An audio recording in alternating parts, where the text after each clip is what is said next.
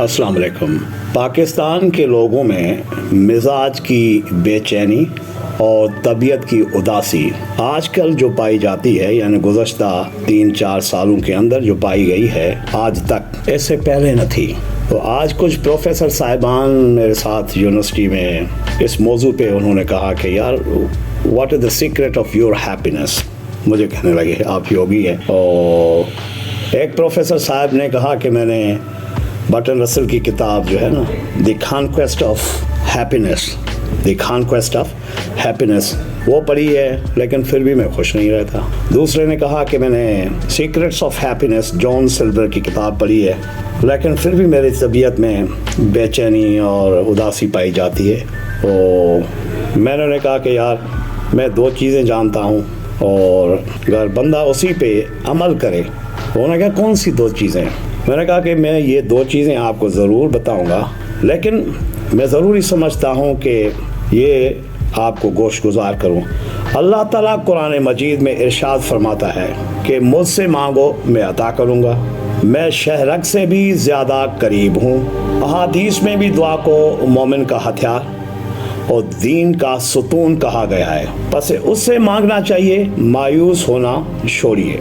दुनिया के आर्जी और झूठे वसीलों से रुख मोड़ कर उस महबूब से लो लगाइए जो सबका मालिक है, जो हर चीज़ पर कादिर है, और इतना कादिर है कि उसकी कुदरत कामिला के बारे में हमारी सोचें भी आजिज़ हो जाती हैं। उसी ने वादा फरमाया है कि हर मुश्किल के बाद आसाइश और हर तंगी के बाद कुशाइश और फराखी है। उसका वायदा है कि मैं किसी के अजर और मेहनत को ज़ाया नहीं करता।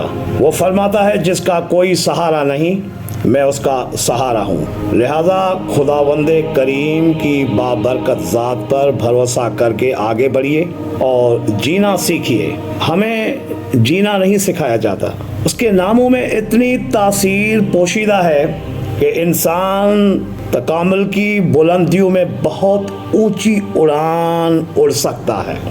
अस्माए आज़म और दुआओं की बरकत से हम अपनी ज़िंदगी संवार सकते हैं। लेकिन यार देखो, मांगने का कुछ तरीका है, दुआओं के आदाब हैं, सवाल के कुछ सलीके हैं, और उससे जो मालिक खालिक कायनात है उससे हम कलाम होने के लिए कुछ अंदाज हैं, उससे मुलाकात करने के लिए कुछ कमालात की ज़रूरत है।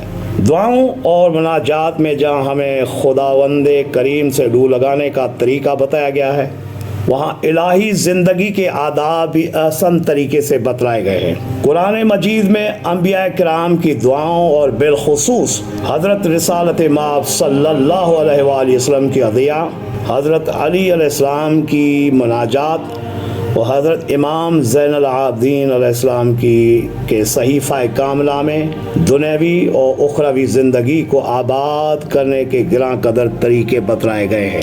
अगर उन पे अमल किया जाए, कोई सवाल ही पैदा नहीं होता कि इंसान की तबीयत में चैन और सुकून ना आए, और कोई सवाल ही पैदा नहीं होता अगर बंदा उन पे अमल पेरा हो कि इंसान की तबीयत से उदासी दूर न हो जाए।